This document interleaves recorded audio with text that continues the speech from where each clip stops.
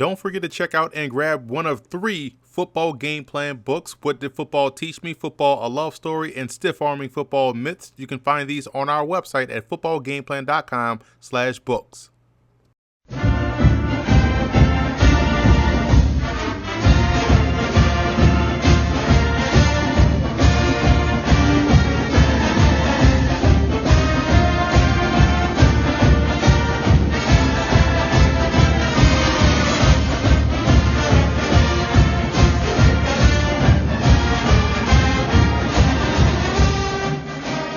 Welcome to another edition of Talking Ball with the Czar. I'm Emory Hunt, the Czar of the Playbook, here on the campus of the University of Rhode Island with head football coach Jim Fleming. Coach, I appreciate you taking time. Well, I appreciate you having us. Defense has been your calling card your entire career, and ever since you've gotten here at Rhode Island, the defense has gotten better and better. And I wanted to know, how important is it to establish defense first, considering the fact that you were all-conference tight end back in your college playing days? That's a long time ago. I guess, you can start off with it. It hasn't always been on defense. I started off, I guess go way back. You played, a small Division III school, and, big fish, small pond, and loved the game. And that's the thing that draws most of us to coaching at some point in time. And, went out and investigated different things you might want to do with the education, and, and had probably a handful of other jobs that were sometimes short-lived and sometimes a little bit longer, but had the opportunity to get into coaching. I actually started off as an offensive coach down in South Carolina, with Charlie Weiss and myself being hired by Joe Morrison down in South Carolina back in 1985. So I spent, my first couple of years on offense, and then moved out to Boise State, where I was hired for $5,800 a year to be a tight ends coach, and kind of segued into tight ends and receivers. And then there was a defensive back job that opened up because my good friend Chuck Pagano, who's now at the Colts, moved on and opened up a secondary position. And I asked the head coach, Skip Hall, if I could make that transition to grow as a coach, on the defensive side of the ball. And he afforded me the opportunity to be defensive back coach, which I knew very little about. And then a year after, he made me a coordinator, and kind of the rest is history. I stayed on defense for the most part, really up until I got here. Not this past season, but 2 seasons ago, spent most of the time on the offensive side. So, a long-winded answer to your question, but, defense is critically important to, football. When you look at the old coaching mantras, which I think, young people might not have heard as much as the older folks like myself, but defense wins championships was an old school statement, and it still holds true, and, the other things that I've been thinking about repeatedly as I go through the last 4 years, when the going gets tough, the tough gets going, the simple concepts that are, inherent to the game of football are critically important for our young people to hear. But I've always believed in a philosophy of winning football that was based upon playing great defense, taking the ball away, increasing, high amounts of takeaways, playing special teams that you can win the game in that third of the game, and then managing the game offensively, shortening the game, which was, a philosophy that grew over the years of my coaching, but witnessed as a young person, as a Giant fan, watching Bill Parcells and how he operated and how he, constructed his championship years with the Giants, which was all about great defense, kick the ball well, and manage the ball on offense. And those are the days of O.J. Anderson and the big boys running up in there. So a lot of history goes into that, but I do believe that, defensively is a critical component to any successful football program, and we're still straining to try to achieve the level of success we want on defense, which is obviously no points every game. Well, you look at starting at tight end and playing offense. Did that give you a unique perspective when you finally made the move over to defense and how you approached the game and looked at it? I think, you think about how, uneducated you are as a football player when you're playing. You look at film, and I remember watching film on the old 16 millimeter stuff, and I'd be excited for a game because I figured that the wide LA was going to fit in between those two linebackers. I had no idea whether it was cover 2, cover 3, or whatever it was. I knew that if the guy threw me the ball, I could catch it and run over that guy. But I think it's if young coaches are watching this, I think that the game of football, like anything else, is a very learnable trait. I mean, there are techniques and fundamentals that there are time-tested techniques, fundamental schemes that have been around for a long period of time. No one's reinventing this game. I mean, people tweak it a little bit, and you can probably find relatives in all offensive, defensive, special team structure that go back, way to the formative stages of the game. So whether you were an offensive player, defensive player, what your background is as you enter the coaching world, if you understand that, everything is learnable and everything's not only nowadays it's a click of Google, right? To learn a technique, but if you pick up the phone, call coaches, you can have a resource that will allow you to learn any position in terms of the fundamental things that are necessary to be successful at that position. But the critical component in coaching is the ability to communicate to the young player and break it down in a way that they will understand, exactly what you're trying to do with each technique, offense, defense, structure, play call, whatever it may be. They've got to understand, and your ability to communicate that, teach, drill it, and then motivate them to be able to play at a high level every day is the key to coaching. A lot of people think in terms of progress, in the scope of wins, losses, and stats. But there has been true progress here at Rhode Island in your 4th season with the Rams, in my opinion. Where have you seen the progress, and when did you see the light sort of come on for the players here? Well, I guess, you got to keep it real. I mean, this game is about wins and losses. I think for you as a former player, me being around the game for a long period of time, we know that the game and the experience is much deeper than that. It's an overall lifestyle. It's something you carry for the rest of your life. You were a football player, you were a student athlete, all the rest of that. But at the end of the day, you're judged for wins and losses. And, I've been seeing steady progress since we walked through the door, although it's been painfully slow.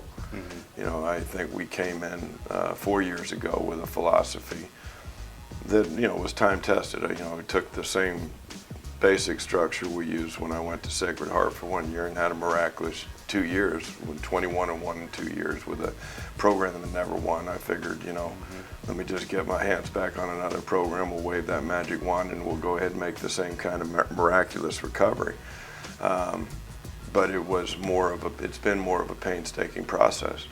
The approach I took when I got here was to inherit all players that were here as our own, which is a simple choice that a new coach always has the opportunity to make. Fundamental choice of saying, I'm going to run out everybody who is not understanding where I'm coming from, or I'm going to train the ones, I'm going to inherit the ones, I'm going to adopt them and train them how to win football games. And we have been in a steady process of trying to convert the holdovers. And that's been, I can judge that at the end of the day when you sit back whether it was right or wrong to do that. Because I think at year 4 we now have everybody that is in our football program, with the exception of 2 young men, sat in the living rooms, know his family, know that what they're all about, know they all came for the same vision. They came for the investment to be able to take a program that has not been good into something that can be very special. Last championship, 1985, last winning season, 2001. I mean, these are long droughts of success in which case we've got to overcome as a football program, and we've taken the steps towards the goal, but the goal is first and foremost a winning season. Last season I was very disappointed. It felt like we had 6 winnable football games, but we could not complete the task in the final 10 minutes of each game.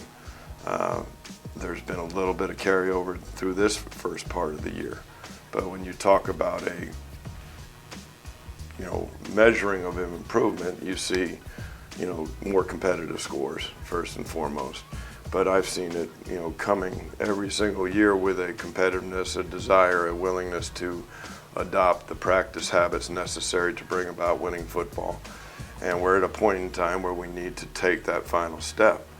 If I look to a point in time that was a come to Jesus moment, or a moment in which case we really, had a choice to fold or go forward, was probably after the James Madison game last year. We had an open week. We had a return to old school football week, which was, as you know, from Louisiana, is a lot of banging, a lot of challenging of the heart, and a lot of challenging of the, how willing are you to sacrifice what's necessary to be successful in this game. And kids came back, had a great week of practice, went down, and we went down the road to Elon, and we smoked Elon, and it was a complete game, offense, defense, and special teams. It was one that was able to overcome an early setback, which was a pick six on the first play of the game. It's one of those things, just one more test, that our kids overcame. And then we went into the Towson game, and we played that one down to the wire, and we lost by 3 points on a 55-yard field goal. But competed well. We go to Central Michigan. We had an opportunity to win with a field goal in the second overtime. We go and didn't play our best game versus Stony Brook. Disappointed there. Play a tight game, come through at the end at Harvard. All good. And then we went up to New Hampshire and we get it 15-14 and couldn't finish the last 10 minutes again. And then last weekend, probably one of the most critically disappointing losses I've been a part of, just because we had many opportunities to win that football game and couldn't take advantage of it. So we're still, I think the moment you were looking for is, after the James Madison game, we've stepped forward, we have belief. Belief is still growing, but we're no longer satisfied with just trying to be competitive, be in the game. We've got to take the step forward to continually understand that our preparation needs to be focused on winning on the last play of the game, because that's what it's going to take to flip. Then you have an opportunity some point in time down the road to be able to go ahead and dust someone off and, beat someone by 21 points and be able to have a good time on the sidelines. But each and every contest we will be in until this thing gets on a winning foundation will be down to the wire, and our kids have to have the willingness and the perseverance and the heart to be able to go harder than their opponent for those 60 minutes and finish on the 59-59 last play of the game, make the play to win it. Coach, the mental toughness of your team is evident. They don't go into the tank after a bad play or get down themselves. They continue to fight throughout the entire 4 quarters. And a lot of people talk about mental toughness. They won it for a football team. Is that something that you just innately have to have, or is that something that you can develop? And if so, how do you get that developed for a football team? It's critically important, I think, and I don't think it's inherent. I think it needs to be constantly pointed to and reinforced as a critical stage of turning a program, making yourself into a better player, becoming a winner. The mental toughness piece is something that, I still always think can be improved. And because you can look to mental toughness in so many different veins. There's the individual mental toughness that I'm tired and I've got to push through with proper technique. And, I'm always talking to those kids that if you're playing the game right, you're establishing your set of techniques at all positions. So it is an inherent habit that you have. And if you have good technique and good fundamentals, there will be a time when you are absolutely out of gas, when you've got to be mentally tough enough, because there is no question of your physical toughness. You're drained, but you still have to play the next snap, and you have to play it with concentration, and that becomes mental toughness. I still think as our football team is right now, are not mentally tough enough at times, because we do stay in games, but there are times during the course of those games when we're fighting our way back in that there becomes little seeds of doubt, which leads to poor play. And as I told them on Sunday, I said, I will take responsibility fully for our failure to win that game. If you need someone else to blame me. See, because obviously the message that I'm teaching you, you're not listening. And so if you're not listening, It's not your fault. It's mine for not being able to get through to you. But at the end of the day is what you have to understand is that all I've been preaching to you for 4 years, that the most important play in football is the next play. And we continue to have problems putting that last play away. And the last play that happens, good, bad, or indifferent, affects the next play, and you can't do that. And that is another form of mental toughness, to be able to play a game, play 6-second snap of full fury, and regardless of outcome, good, bad, or indifferent, you got to put it behind you and go to the next call. And that discipline and that mental toughness needs to continue to be improved. And once it is, then you have the opportunity to stop the bleeding, which is going to happen in a game. And that's the piece we're still trying to get ingrained in them, that every game is going to have its peaks and valleys.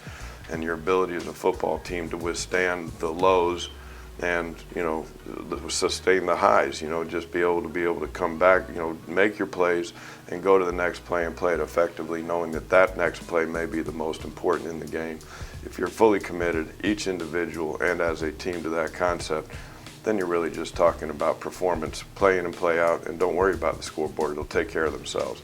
But our kids are still growing in that area. We've made a lot of growth in that area, but I think when we finally make the final step and the final tweak, that's when we'll start to roll out the W's, and then one becomes another, and that really becomes the key to flipping something, is that they got to learn they can't win, and then they can learn they can win again, and then there becomes an expectation to win. And once that is established, then then it's rolling, and it perpetuates itself. And we're close, but we put ourselves in a tough stretch. We got a good stretch ahead of us with CAA football games, and if we can maintain and achieve that kind of mental focus and mental discipline and mental toughness, then we'll have an opportunity to be involved in each and every one of those games, and who knows what can happen. Coach, obviously to be around this game for so long, I'm not dating you, but yeah, you are. You've been around the game for a while, and it takes certain passion, certain love. What is it about the game that you love the most? I love the process. I always have. I mean, what gets you into coaching, and I tell my coaches all the time, the only reason we're coaching is because we love doing the practice. We like being in the locker room. We were always probably the first ones in and the last ones to go, and that segued us all into coaching. All of our kids aren't that way. There's some kids that don't like practice, which is a completely, foreign thought to me, because I remember back in the day just starting off, it would be just looking forward to absolutely every part of it, and I still do. I think, but the most, the favorite part of it is the fruits of your labor, and that really becomes when you win a game. I always like to take my time going off the field because I like to watch the reaction of the players. You win a game, and it feels good. As a coach, it's almost a relief more than it is anything else. Particularly when you're in a, winning habit. If you're a winning habit, like some of the programs I've been, you're notching them up, and all right, got by another one, who's next? Here they've been few and far between, so of course it's been fun to take a deep breath when we do get a victory. But forever and for always, I'd like to sit there at the conclusion, the last tick goes off the clock, and you win, and watch how the kids react to it.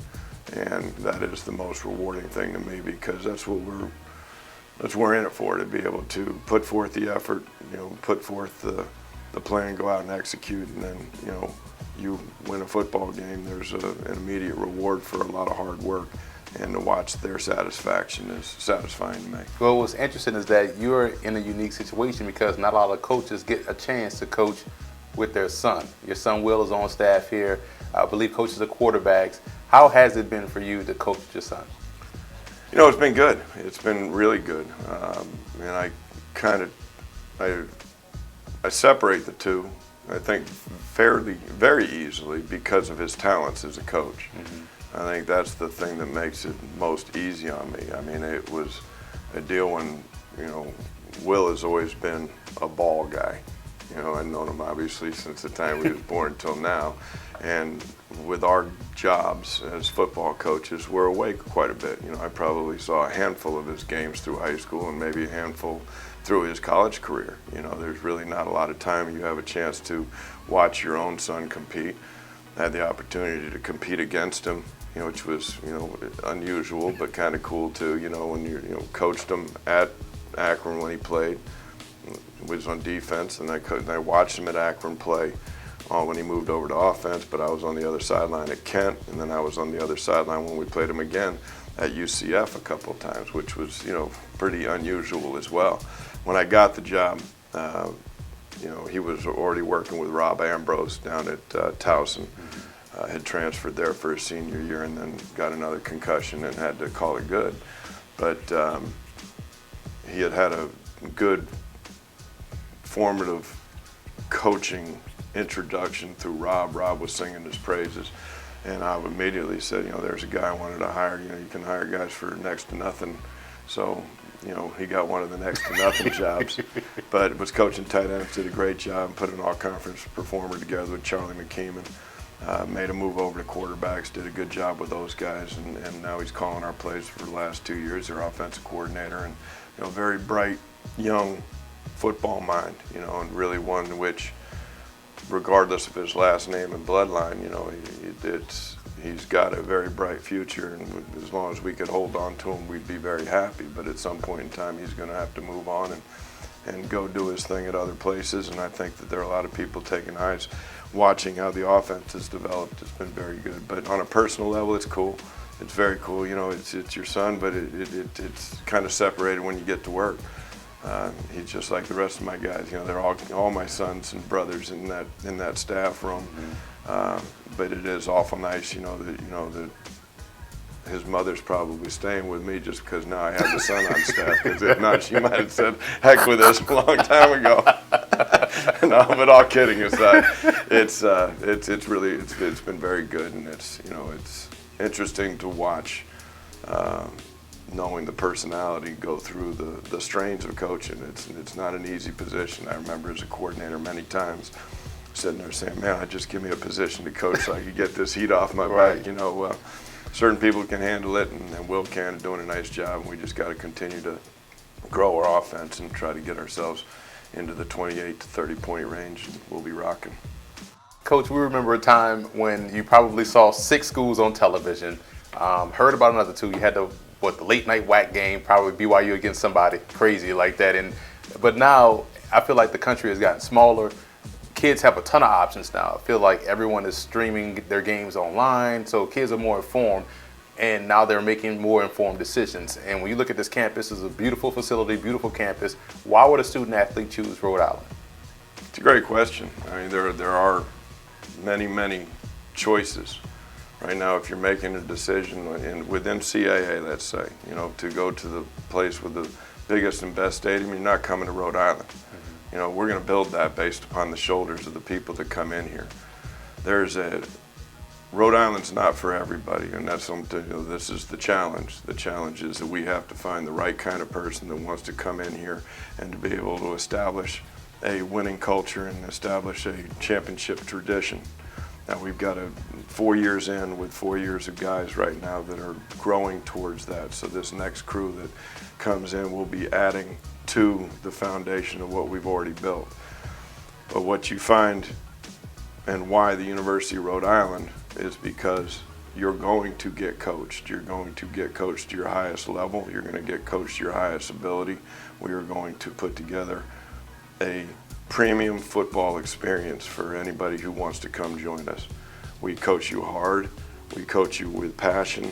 We are all about doing it the right way and winning. We are going to teach the lessons associated with the game of football that will carry on through life, and you walk out of here with a sense of accomplishment for being through a structured, disciplined football program that's based on 3 core values: accountability, productivity, and persistence.